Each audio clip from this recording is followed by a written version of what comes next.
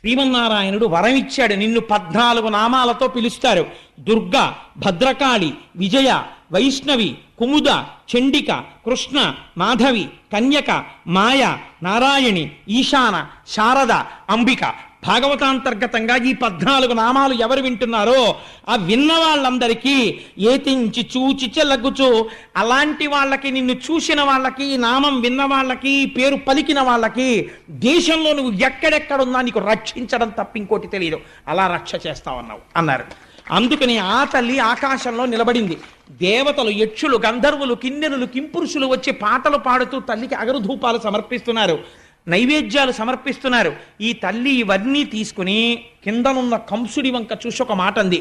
తెంపరివై బొరింబొరిని దేవకి బిడ్డల చిన్ని కుర్రలం చంపితివి, శిరోజిదియు బీరమే రల మీద నన్నొంపితివి.